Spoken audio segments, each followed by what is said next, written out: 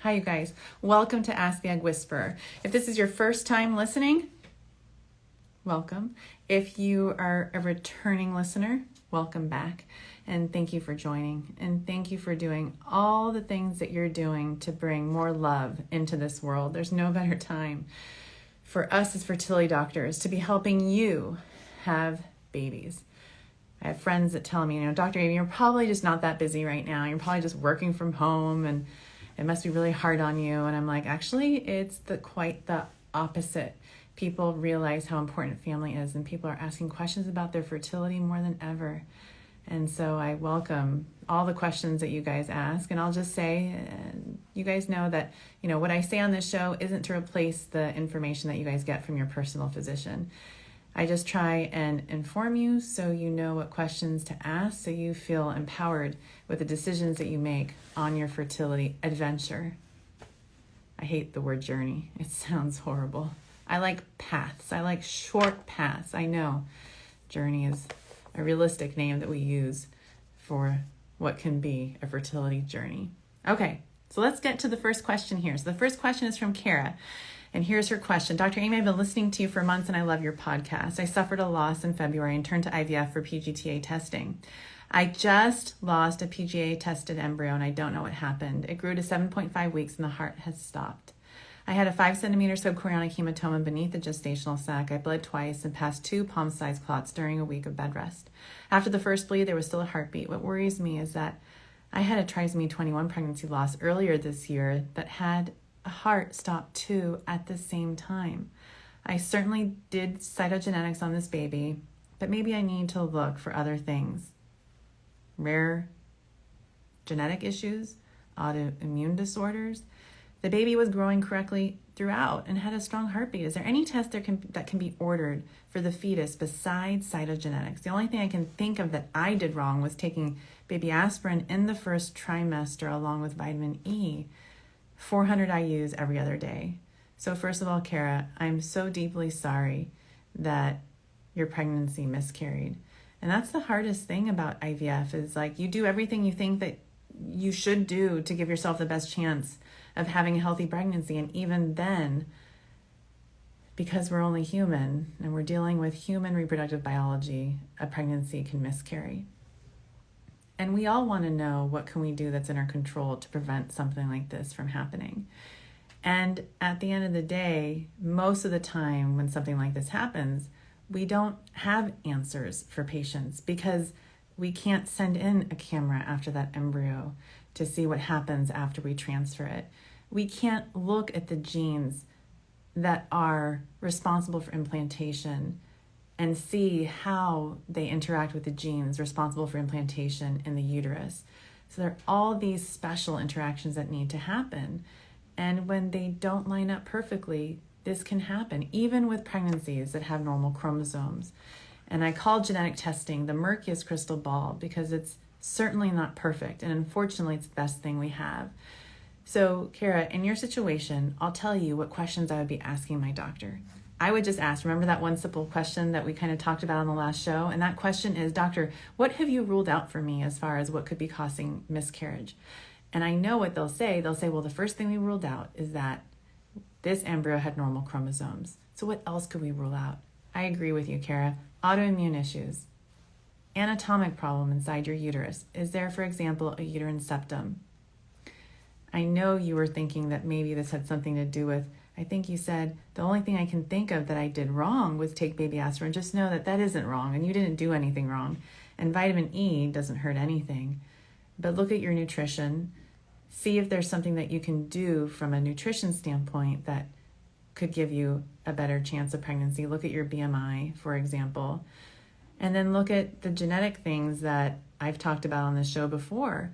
So you guys have heard me talk about embryo diamonds, and the diamonds is a mnemonic for the 8 things you should know about your embryos. And one of the things would be, what was the sperm like on the day that these embryos were created? Because if the sperm was highly fragmented and the DNA fragmentation was very high, I know I just said the same thing twice, but you know what I mean, that could potentially be the reason for a chromosomally normal embryo not growing past a certain point in pregnancy. And I've certainly seen this myself and learned it the hard way from other patients in their situations. So that's one thing to do from a genetic standpoint. The other issue would potentially be an endocrine issue. So making sure that your thyroid is perfectly normal, look at your anti-thyroid antibodies. And those are the kinds of things that I think about for patients who've gone through something like this. It's important to potentially do a saline sonogram, look and see the uterus, rule out scar tissue, and maybe even a hysteroscopy. And my approach to IVF, as you guys know, is the Egg Whisperer diet. So the first thing is diagnosis. Why are you even doing IVF in the first place? Find out what that why is first. And if someone says unexplained to you, ask, what are the possible explanations in my situation? The I is doing your IVF cycle, and the E would be embryo transfer preparation or endometrial testing. So looking for things like silent endometriosis. Ask your doctor, is it possible that I might have that? Or is it possible that I might have adenomyosis? Should inflammation in my lining be treated? We know that women who have adenomyosis, for example, have a higher risk of having miscarriages. So I'm sorry that you've gone through this. I want you to know that it is unfortunately part of the human experience and part of the IVF experience still for patients who have embryos that have normal chromosomes. Don't give up and talk to your doctor about what they have planned for you as next steps, and make sure you have a plan and feel really, really good about it, and continue to do all the wonderful things that you are doing to grow your family. So the next question I have is from Patricia. So Patricia is saying, I just listened to your podcast show and you did a Q&A with guest Dr. Catherine De Ugarte. At 1 minute, she tells me the minutes, minute 25, and there's a question about timing follicles with birth control pills. She talks about having patients on the pill for about 14 to 18 days, but in general, she's not a big fan of the pill, especially in patients over 40. And what Patricia is saying, my doctor suggests birth control pills for 10 to 12 days, and I'm almost 43 prepping for IVF. My AMH is 11, regular periods, no PCOS, no endometriosis. My follicle count is 17. So she's saying, should I be concerned about the discrepancies in opinions? What are the pros and cons of taking birth control pills at my age? Thank you in advance for recommendations and education. So Patricia, this is the thing. We know that birth control pills suppress ovaries. We know that. So most 40-year-olds, they don't have 17 follicles. Most 40-year-olds, we're looking at like 3 on average, 3 to 5, especially at 43. So I tell my patients at 43, if I could get 3 mature eggs at 43, that's pretty darn awesome. So because you're so lucky to have 17 follicles at the age of 43, you're at higher risk of having ovarian hyperstimulation syndrome. And so your doctor is probably using the birth control pill to prevent that from happening for you. So in general, my rule, and again, this is my rule, it doesn't have to be your doctor's rule. My rule is that if a patient has over 15 follicles and I'm worried about OHSS, regardless of her age, I'm going to use birth control pills, at least talk about it. But I don't use them for everybody. But in a case like yours, I wouldn't worry about the discrepancy in opinions. I still think it's totally okay for you to take them. So this next question is from Adita. Adita is saying, Dr. Aimee, I love your show and your compassion, everything you do for us. I just turned 42 and I've had 4 miscarriages. I did 1 IUI, it turned into an ectopic pregnancy, 1 unsuccessful IVF over the last 4 years, and I just finished 2 egg retrievals. She shares that in her first egg retrieval, she had 13 eggs retrieved, 6 mature, 2 fertilized, and 1 day 6 blastocyst. In the second cycle, 4 eggs retrieved, 3 mature, 1 fertilized, and today is day 3, and she's been taking a number of supplements. NAC, CoQ10, PQQ, omega-3, magnesium citrate. My husband and I have checked everything in fertility. My only thing is age, and that's my problem. And I've been trying since I was 36 years old. We live outside the country in Canada, and I've just been laid off from work, and we've run out of money to do IVF. And after 12 years of working, I just don't know what to do next. What else can I try? Do you have any extra advice for me? So, Adita, I've actually had patients just like you, older than you, who don't give up when it comes to growing their family. There comes a point in our life where we have to say we've done absolutely everything we can that's in our power to give ourselves the best chance to have a healthy pregnancy with what we have. And what I mean by what we have is your eggs and your husband's sperm. So this is where I start talking about creative family building. And if that's acceptable to you, there's so many great ways to grow your family in that way. So there's donated eggs and there's donor embryos. And of course, there's donor sperm. So if you're not interested in that, then I would say your chance at pregnancy has still not gone away. you still could do more IUIs. I can remember a patient right now, I think she was 42 or 43. She had already done 6 IVF cycles. None of them had worked. And I think it was, I won't tell you what number IUI it was, but it was an IUI that resulted in her live birth over the age of 43. She wasn't ready to say that she was done doing fertility treatment.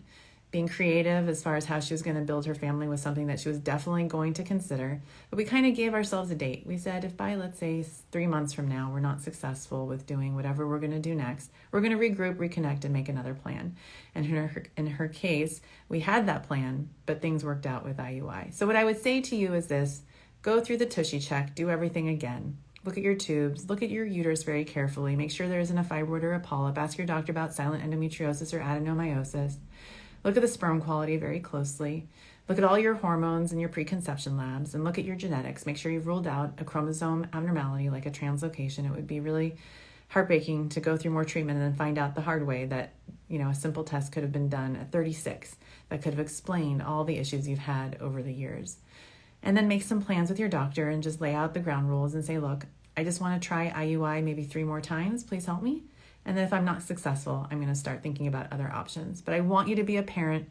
I would like you to not be a patient anymore as soon as possible so that you can have the family that you've always wanted. So thank you, Adita, for your question. So this next question is from Jenna. Jenna says, hi, Dr. Aimee, I had a D&E at 19 weeks in June. Ever since then, I've been getting heavy periods where I bleed very heavily for 2 to 3 days and then the rest is normal. My periods were lighter prior to my D&E. Sonohystogram in July was normal. We're planning a medicated FET this cycle. Baseline day 2 ultrasound showed follicle count of 17, endometrial lining 6.8 millimeters. Is this okay, or could I potentially have retained products? I'm worried about transferring an embryo if my lining is too thick. Okay, Jenna, you're very right, and you're very right to ask that question. And the reason is I would say most doctors would do a saline sonogram before they transfer, or a hysteroscopy, or both. So in a case like yours with a D&E, for those of you who don't know, it sounds like Jenna had an abnormal pregnancy that required removal of that pregnancy through a procedure that has a higher risk of causing scar tissue if it's done in the second trimester. It is not unusual to see just a little bit of scar tissue that can be removed, but don't worry, your chance of having a healthy pregnancy is still very high. So my suggestion, if you are my patient, is to get through your IVF cycle and think of things as a 3-step or 3-stage process. Do your IVF first, get through that, and then think about doing some more testing on the lining of the uterus and do your saline sonogram or hysteroscopy then. If your doctor feels like they're seeing scar tissue or you think you do want to do a fresh embryo transfer, then certainly do the work now, do the hysteroscopy now, then do your IVF, and then you'll have the option of doing a fresh embryo transfer. So those are the things that I would suggest for you, and I hope this really helps. And then what I would also suggest, if you haven't already, is to make sure you've done a complete workup for why the pregnancy ended at 19 weeks. If it was a genetic abnormality, well, that obviously would make sense. However, if it could have been another situation, consider ruling out things like antiphospholipid antibody syndrome, for example, a uterine septum. I'm just listing things that I imagine your doctor has already thought about, but I want to make sure that you've also asked your doctor about that too and made sure they ruled those very simple things out. So this is a great question. It's kind of a fun one from Amanda. As you can tell that I don't do much eyebrow care with my very bushy eyebrows. Some of you guys have mentioned how bushy they are, and that's okay. I don't spend too much time in front of a mirror. I don't spend any time in front of a mirror. This is Amanda, and her question is, I was wondering what you tell your patients about microblading their eyebrows during the 2-week wait or early pregnancy. Is this okay? So Amanda, this is the thing. People ask me all the time, can I get my Botox done? Can I get a bikini wax? And now you're asking, can I microblade my eyebrows? And the answer is, you can, but I wouldn't. And this is the reason why. Number one, it's frowned upon to cause pain to women in pregnancy. It's just mean. Well, I mean, it's not mean. It's just that you can handle it when you're pregnant. But if there's like any sort of stress response because of what's happening, what I mean by that is if microblading causes you pain, that kind of stress isn't good for a pregnancy. So I would say, hold off for now. However, if it doesn't cause you any pain, it's totally fine. So it is okay, unless it's painful. So this question is from Joyce. Dear Dr. Aimee, thank you for your show. It's super helpful. I'm currently preparing for the natural cycle frozen embryo transfer. My nurse told me that I'll be monitoring LH through blood every day from day 10. and then start Crenone 3 days after the LH surge with the transfer 6 days after the surge. For your patients, what else would you recommend to test? Ultrasound to see the lining, fluid in the lining, to improve the implantation success rates, many things. So Joyce, if they're really checking LH by blood, I would say they are super picky, and I love it. I think that amount of attention is great. The other thing I do is certainly add ultrasound, and I imagine they're going to do that. Look at the size of the follicle. Look at the lining. Check your estrogen and progesterone levels, not just LH. So if your clinic isn't doing that as well, you can certainly just say, you know what, can you just humor me? I'm someone that likes to test and not guess, and I'd like to test everything you could possibly look for before my transfer.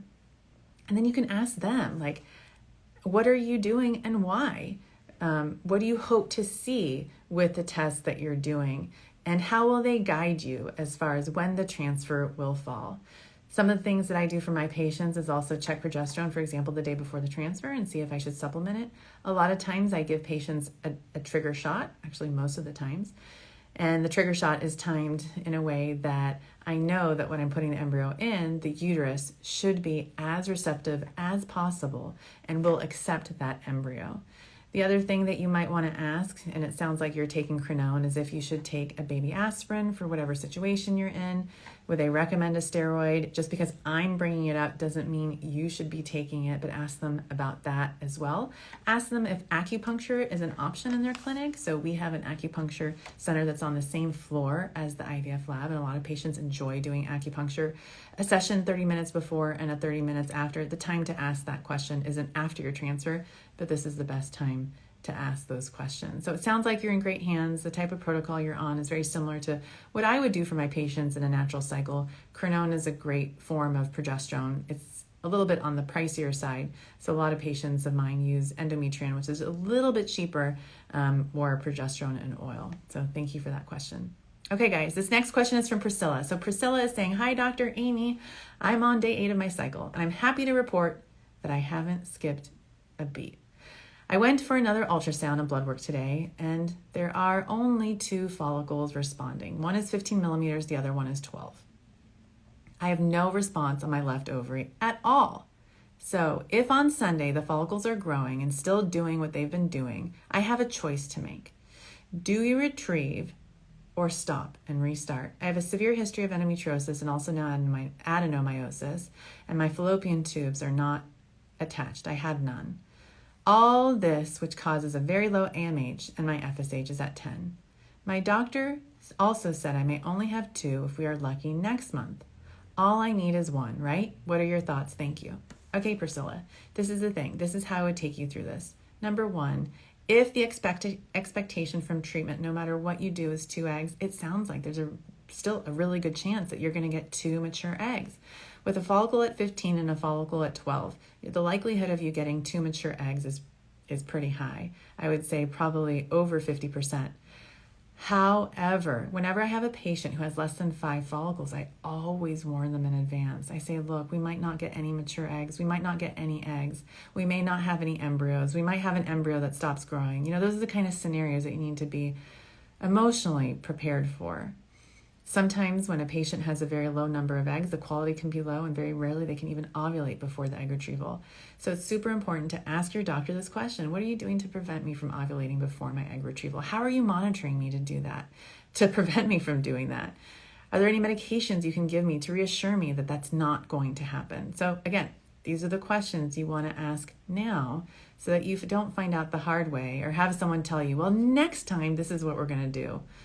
I roll my eyes when I even say that, because for my patients, obviously, sometimes there is a next time, but as much as humanly possible, I really don't want there to be a next time.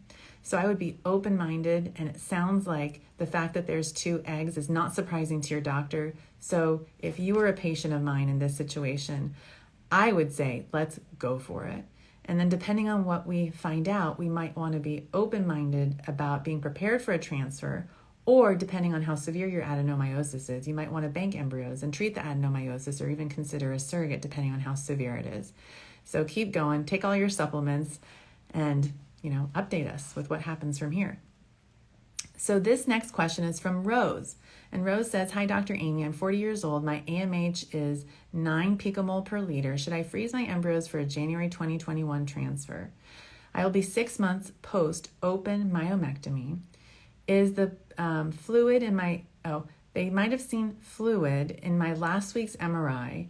And is that fluid toxic, similar to what you talked about recently? If so, what can be done about it? Should I worry about post-surgical changes or in my posterior myometrium and the multiple intramural fibroids? Okay, Rose, this is the thing. When you're 40 years old and you make an embryo, sometimes that's the last embryo that you could make. That's the reality. Each embryo has a certain percentage chance of a pregnancy. It's not one of those things where 1 out of 10 will be normal, and as long as you get 10, you're going to have a normal embryo.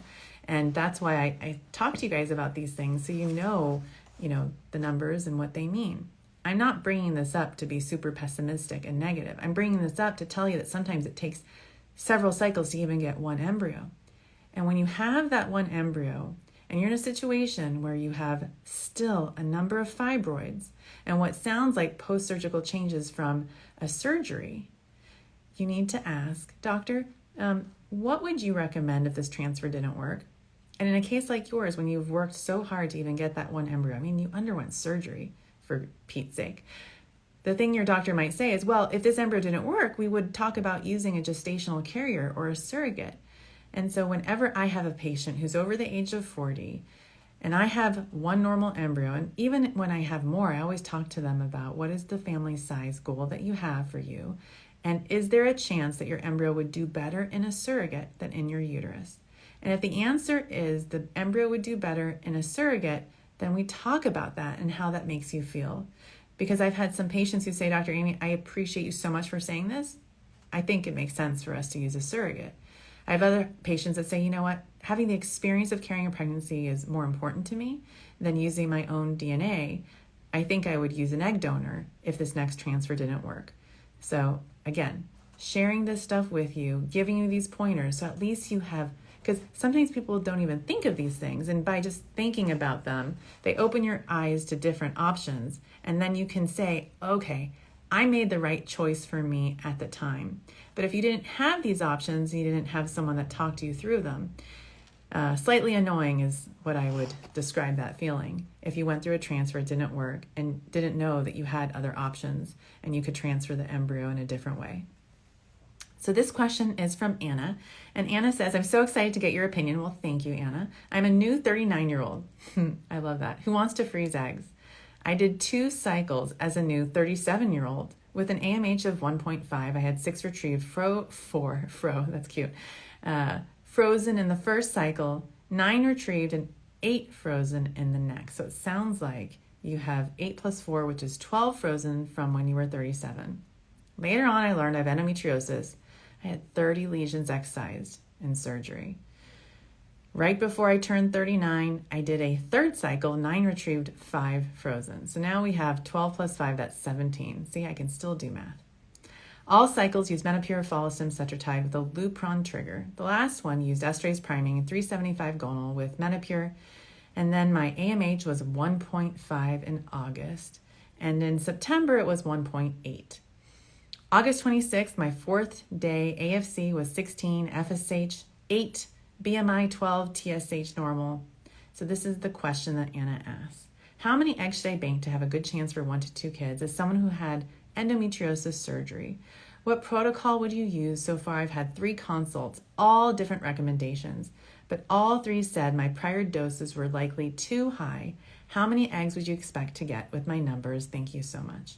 Okay, so this is the thing. If you have a follicle count of 16 and you're only getting 6 eggs retrieved, something is not right. Either that's the reality and your eggs are just less viable than the way they look on ultrasound and your AMH, which is definitely possible, or you're being way too suppressed. And what I mean by that is you're just taking way too many medications at the start of your cycle, like birth control pills, that are preventing your ovaries from mounting the response that we expect from them. So look, if you have an AMH of 1.8 and you have a follicle count of 16, I would expect over 10 mature eggs. There's so many different ways of getting those mature eggs, but perhaps consider not using birth control pills to suppress your ovaries. That's one thing I would consider.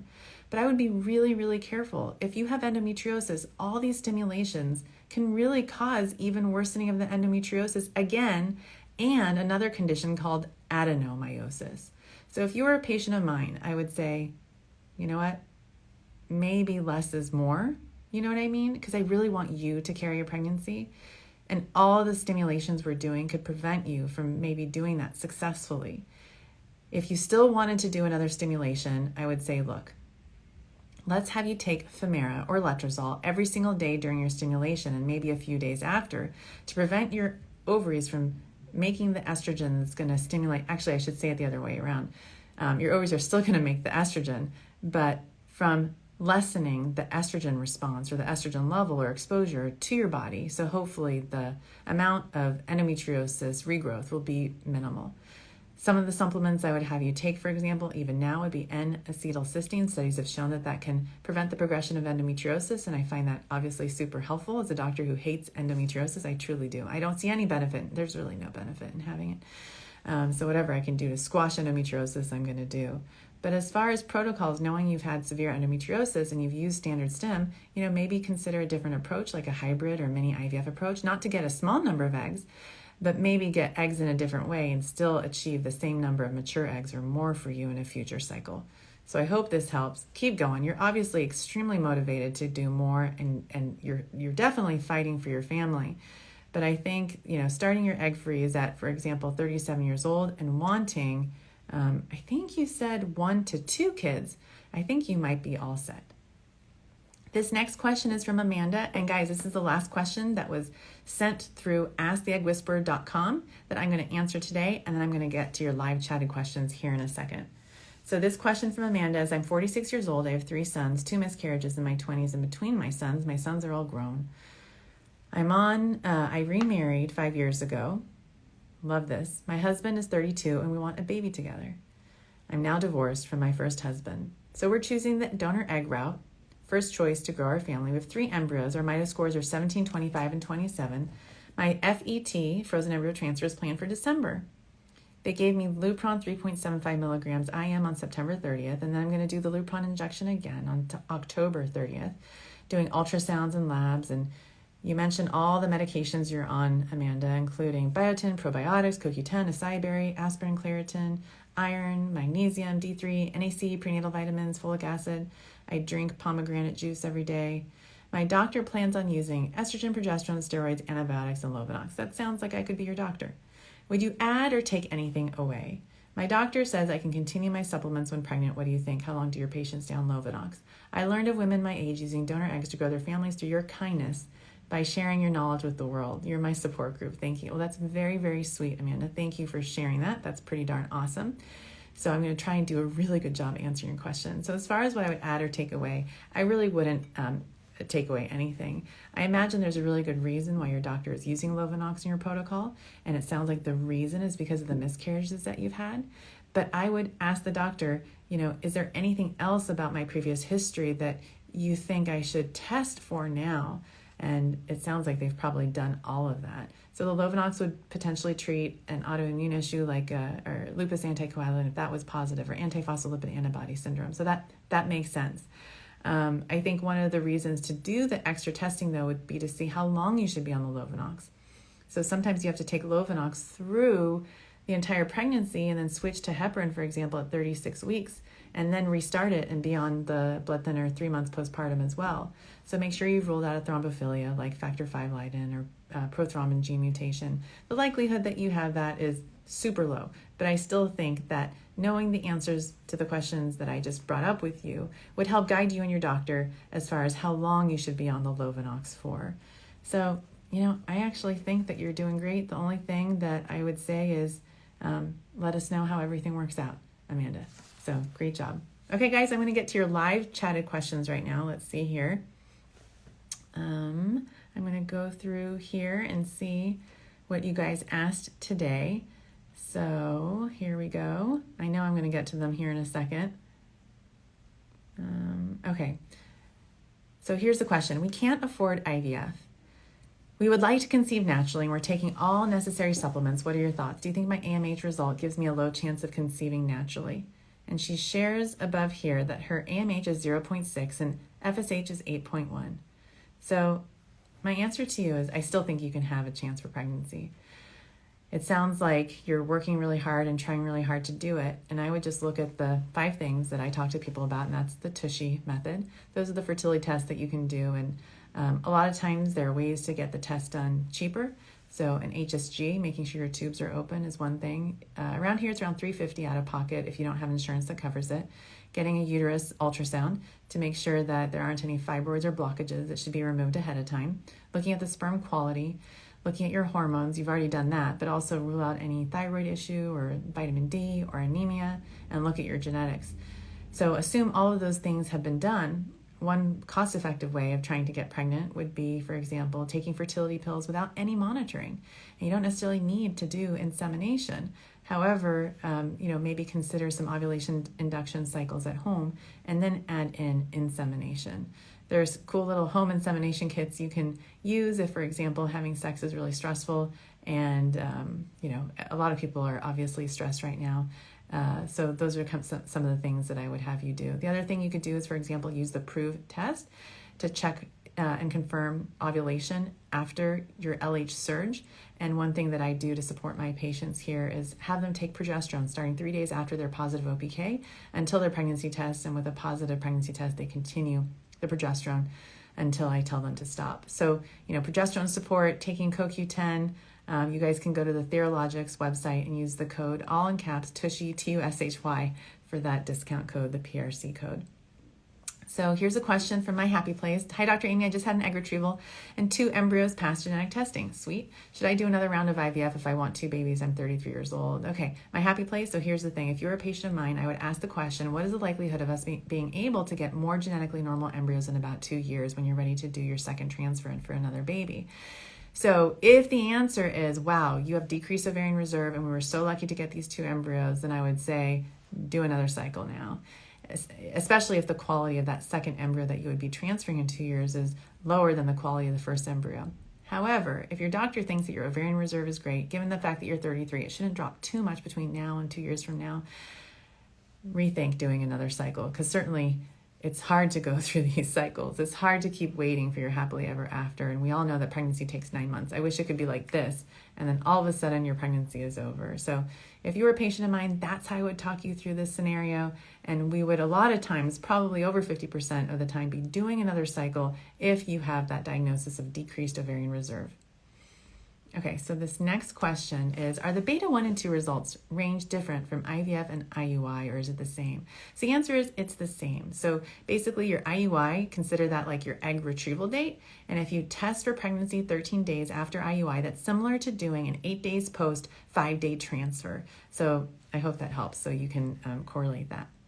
So here's a question from somebody about what are your views on recurrent miscarriages in the DQ alpha test with a complete match? And so I would say my views are there's definitely a role for that type of testing. And I think a lot of times embryos don't implant because of issues like that. And it's just so hard because, what do you do with that information? So before you even do that testing, talk to your doctor about what you would do with that information. And if the answer is I wouldn't do anything with it, then I wouldn't even bother doing that testing. So this next question is, hi, Dr. Aimee, is there any evidence that Iui success increases with consecutive Iuis? And for sex, is there something to the use of a soft cup to keep the sperm by the cervix, or is that unwise? Okay, great question. So the thing is the more times you do something, you would think that there should be an improvement in your pregnancy rate. But the truth is that you still have basically the same chance of IUI working after, with the first IUI, the second IUI, and the third IUI.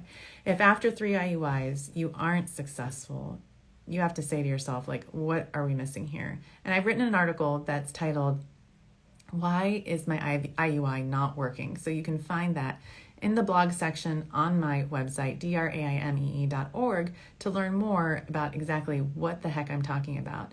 But what I like to do with each IUI is just regroup and talk to my patient about the diagnosis, how the response was, what would we do, or what will we do now knowing that this IUI didn't work? And then we say, does it make sense for us to do another IUI again? And sometimes it does make sense.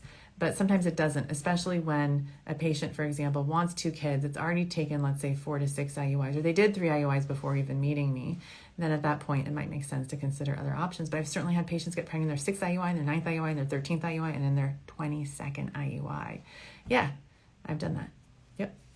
So it's all about your journey, not mine. It's about making your journey my priority, not my priority, your journey. Does that make sense? So here's a great question. What would be a reason my doctor would have me do blood work on day 4 of stims for estradiol? Stims are Menopur, Brevell, Zomactin, and I'll start Ganirelix tomorrow. What are your thoughts? I am 39 years old with an Aimee of 6.5. So this is the thing. That's what I do. I mean, I like to monitor my patients very closely, frequently, and early. And I know it's so annoying. And I have cycles that don't work. And my patients say to me, you know what, Aimee, like, you monitored me so closely, and we knew what was happening every step of the way with how our ovaries were responding, with our hormone levels. We knew how many eggs to expect. So the fact that it didn't work, like, we feel like we truly did everything possible. So coming in after a few days of stim is definitely something that could cause you to win. No, I'm just kidding. I just tried to make that rhyme. But the answer is, like, there's a reason why your doctor is doing that, and they just want to watch you really closely to see if potentially they should move up the starting of your antagonist, or maybe go up on your dose of medications, or maybe, you know, they're worried you're going to be a high responder and they want to reduce the dose. That's definitely something that I would do as well. So someone is saying, Dr. Aimee must produce a movie in which you star the amazing and gorgeous yourself in it. Thank you so much. Please call Hollywood. I would like that. Okay, so this is from Marianne. If an embryo implants where prior retained placenta was removed via hysteroscopy, will this impact transfer success? The answer is no, Marianne. The fact that it was removed means it was removed. You still have a great chance of pregnancy. So what are your thoughts on maca root? My thoughts are, I feel like the only supplement someone needs is really a prenatal with vitamin D, fish oil, CoQ10, and then depending on your situation, true niagen and pterostilbene or acai and resveratrol. There's so many things that you can take, and at some point it's like, enough's enough. Just take the stuff that I just mentioned, or actually talk to your doctor. Don't just take stuff that I mentioned. So here's a question from Kaylee saying, do you recommend fresh or frozen transfer? My husband and I are 28 and 29 with unexplained, but possible male motility or male factor with low motility. My tubes were not completely clear in HSG. This is my first round of IVF. Got it, Kaylee. So it sounds like you have lots of explanations. It sounds like there might be an embryo transport issue, and maybe the blocked tubes could be from infection or endometriosis, and there's a motility issue as well, resulting in potentially a fertilization issue if your tubes are open, if you were trying at home. So definitely ask your doctor, what are the possible explanations? What can we do to improve our chances, and are we doing that? And what are you going to do in the IVF cycle to address all the things that I just said? So remember that egg whisperer diet? The D is the diagnosis. So make sure you know the diagnosis, and you've designed the IVF cycle to treat and deal with the diagnosis. I'll give you an example. You have low motility and the doctor doesn't order ICSI and you don't get any embryos. That would be really awful. And I don't want that to happen to you. So that's why it's important to talk through the diagnosis. Next thing, diagnosis. Tubes aren't very clear. Okay? Have you designed an IVF cycle to address that? So this is the thing. You can have a hydrosalpinx, which is fluid in the tube, and that can cause an increased risk of a ectopic pregnancy or a failed implantation. So make sure you ask your doctor, have you ruled out a hydrosalpinx for me? Should I consider doing a laparoscopy before I transfer? So in a case like yours, we might consider repeating the HSG or doing a laparoscopy, or at least talking through these things up front so that I can watch you super carefully and make sure that you understand what's happening to your body, why we're doing the things that we're doing, and why we're taking the steps that we're taking them. Not taking them. Okay, so this question is from Lisa Michelle, 44 years old and heading into our 5th round of IVF, torn between a day 3 or 5 day fresh transfer or PGS. Haven't tried to transfer yet. So confused on what to do. Thank you for some guidance. Okay, Lisa, this is the thing. So my only concern is that you could potentially get pregnant with a pregnancy that might be genetically abnormal, that will result in a pregnancy that would just waste your time. It is so hard to be pregnant and find out after 3 months that the pregnancy was not healthy and then have it stop because of a chromosomal abnormality. And then you're just sitting there and now, like 6 months of your life, you're like, oh, why me? Unfortunately, that's called being human, and that's what happens when we say, I want to get pregnant. What we're actually not verbalizing is, I also accept the risk that sometimes bad things happen. And bad things happen sometimes to really, really good people. And if you were my patient at 44, I would say, well, let's just wait and let the embryos talk to us. Yeah, they talk to me. They really do. So on the day of the egg retrieval, we're going to get eggs. The next day, we're going to get embryos, and we're going to see how many we have, and we're going to be prepared for all possibilities. We're going to watch the embryos grow and divide, and on day 3, we're going to get a report. I'm going to have you on the estrogen and progesterone. And on day 5, the embryos are gorgeous. I'm going to say, let's do this again and let's test them. For me, it's worthwhile testing even if there's one embryo. I know some centers don't do that. Some centers are worried about doing that because, I don't know, they have their own reasoning. It's important for you to talk to your center about that. But for me, especially when there's one embryo and it's beautiful, I do recommend testing because sometimes an embryo can be beautiful, not sometimes, but it still will not have normal chromosomes on the inside. And so by finding out up front and not transferring an abnormal embryo, I've saved my patient a lot of heartache and heartbreak. So some labs are better than others. So if your lab is, for example, and your doctor is saying like, we shouldn't do that, trust them. Don't ask them to do something they're not comfortable with, and get the embryo home as soon as possible. So just because I'm saying what we do around here and what a lot of centers do, for example, in the Bay Area, it doesn't necessarily mean that your doctor in the area that you're in feels comfortable with that, because that might not be something that they do. So we don't want to make someone do something that they're not comfortable doing. But at 44, if you're able to make a blastocyst, I would say that's awesome. If you don't make mature eggs anymore, which pretty much happens to all of us, if you're not having fertilization and you're having no, good luck with day 3 embryos or 5-day blast, it's time to start considering other options. The chance for pregnancy at 44 is super, super low, but it sounds like you do have a chance. So, keep trying until you feel like you're ready to stop. But I'm sure your doctor will tell you when that time is if you guys haven't figured it out together. This next question is from J. Rose. Hi, my husband and I have been trying for about a year now. I had an ectopic pregnancy in March and lost my left tube. I've been on Clomid for 3 months. Any other suggestions? My AMH is 2.4 and I'm 33. Okay, J. Rose, this is the thing. So the fact that you had an ectopic and lost your left tube, you have to ask, is my right tube open? So please find out. Do an HSG if you haven't done one in the last year.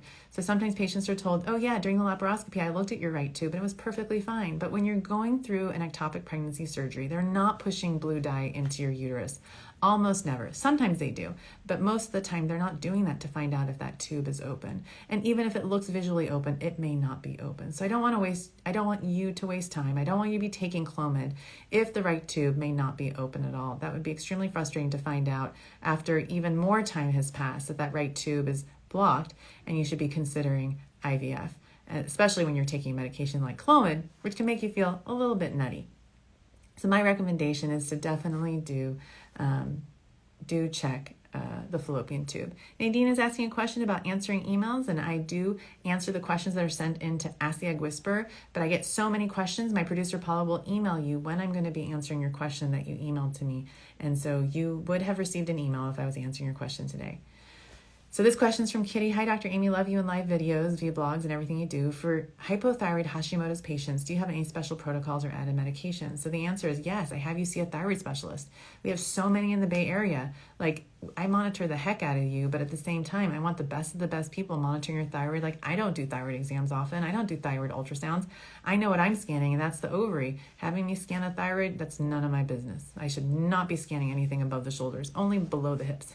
But my point is that careful monitoring of your antithyroid antibodies is really important, and there are a lot of great doctors that can help with management to making sure that, for example, your TSH is in the normal range, and not just looking at your TSH, but looking at everything, and making sure your antithyroid antibodies aren't skyrocketing before you transfer. Okay. So Joyce is saying, Dr. Aimee, after the embryo transfer, how do we know if the amount of progesterone I'm taking is enough? Would prove work in this situation? So Joyce, no, I would say checking progesterone would be the best way to do it. And your doctor will know, based on the mode of administration of the progesterone that you're using, the level will guide you take the mode of administration, look at the level, and then you'll know if that's the right level for you. I'll give you an example. If you're using progesterone oil, for example, the progesterone level should be over 20. If you're taking an oral progesterone, usually the progesterone is actually sometimes even over 40. If you're using a progesterone suppository, sometimes the level is around 6. So I don't trip. I don't get all freaked out because I'm like, oh yeah, you're using it vaginally. That's okay. I have certain goals for my patients, and so there's certain things that I do and certain times that I check progesterone. I'm pretty picky about that because I know my patients will appreciate that, and they want to know that there wasn't anything else that they could have done to improve their chances. And some patients really want to check their progesterone weekly until they're like 14 weeks of pregnancy, and I'll honor and respect that. But for the most part, I stop checking, once I see that heartbeat, unless the patient's having a reaction to the progesterone she's using, and I'll start titrating the dose down or changing things around with what she's doing. So this next question is, could progesterone be suppressive pre-IVF if taken to lengthen the cycle to 30 days to time stimulation? If so, how late could I start to ensure my cycle comes when we want it to? So a lot of clinics actually use Provera to prevent ovulation and to suppress ovaries so that, number one, your cycle is less expensive. Antagonists are very expensive, like Cetrotide and Ganirelix. One of those syringes, I think, is like almost $140, depending on which pharmacy you use. And if you're using like 5 or 6 in a cycle, that's a lot of money. And Provera is like cheap.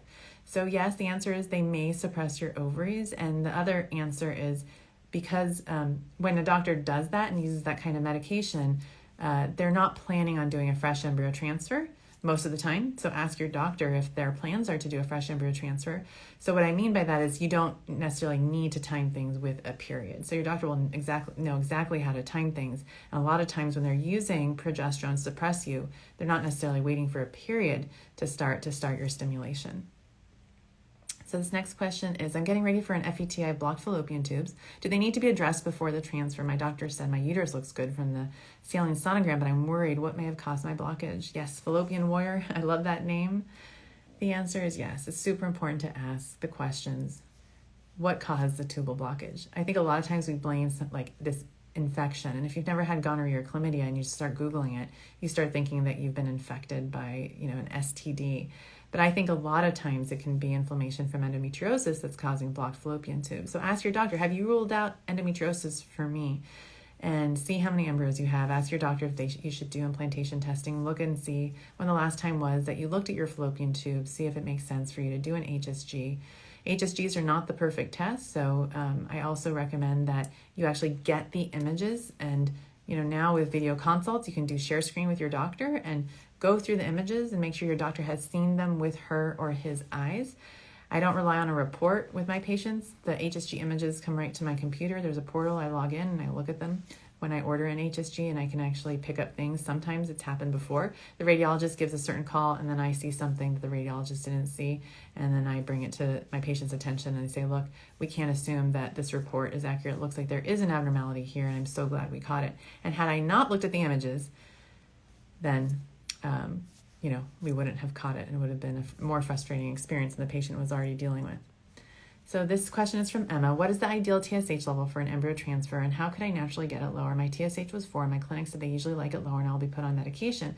So Emma, for me, it's not just about the TSH. It's about all of the other parameters, your thyroid antibodies, your free T4, your total T3, for example.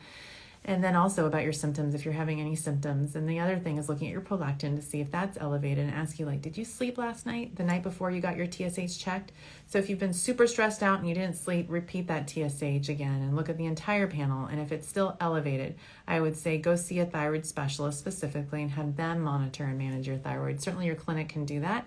But I feel like, again, with telemedicine, it is so, in the old days, I miss those old days, but in the old days, I could refer a patient to a thyroid specialist and they get seen 3 months later. Now I refer a patient and they get seen 2 days later, just because of all the technology that we have now that we can see people a lot faster. So what is the best age for IUI? So Fernaz has asked that question, and my answer to that is the best age for IUI is based on the 3 questions. What do I want? What is it going to take to get what I want? Am I willing to do it? So if you want, let's say, 1 child and you're age 34, then IUI is a good option. If, let's say, you're 39 and you want 2 kids, well, IUI may not be the best option. So think through those 3 questions with your doctor. Ask them what your diagnosis is. Go through all the stuff in my Tushy method. Make sure that the diagnosis you have is going to be treated by the IUI. For example, if, let's say, the motility is really, really low, IUI doesn't sound like a good idea. However, if the motility is great and you might be, let's say, 36 years old, and there could be likely just an egg issue just because of your age. Not that that's old. You're a young woman to me, young fertile person to me. Then maybe IUI is a good option at that point if you already have 1 baby and just want 1 more. So that's how I handle questions like that. Excuse me. This question is from Joyce. How many days would you recommend a patient to take off from work after a frozen embryo transfer? And my answer is, if you're working from home, I don't think you really need to take much time off. If you're not working from home, I would recommend 2. This question is from Pink Flamingo. Hi, Dr. Aimee, you're amazing. Thank you. I'm 35, trying to conceive 16 months. I had my first cycle of monitoring day 4. FSH is 7. I had 12 follicles on both sides. Lining is 0.4. Cycle day 12. My follicle was 17 millimeters, no meds. And let me see if this is continued down here. I don't see that it's continued. Okay, you guys, I've been doing this for an hour now, and I adore you guys. But as you can tell, I've been talking too much. I saw my first patient at 6 a.m. this morning. Yes, I did say 6 a.m. And my first patient tomorrow morning is at 7 a.m. for an egg retrieval. So I have to go do my egg retrieval exercises. And yes, I do have them so I can stay strong, both mentally and physically, for each patient in each case that I have. So I'm going to sign off for today. Thank you guys. I love you guys very much. Keep sparkling. Keep doing all the work that you're doing to bring love into your heart and into your life. And I really just admire each and every single one of you who watches me, who listens, who keeps showing up, who keeps going to the clinics. And just remember to never lose hope. There's always hope. There's always a way. And you guys know how I define hope, right? Have only positive but practical and pragmatic expectations. And remember that you are strong and resilient and you are deserving of love. You truly are. I believe in you. This entire community believes in you, and you're really never alone. Thanks, guys, and I'll see you guys next time. Love you all. Bye-bye.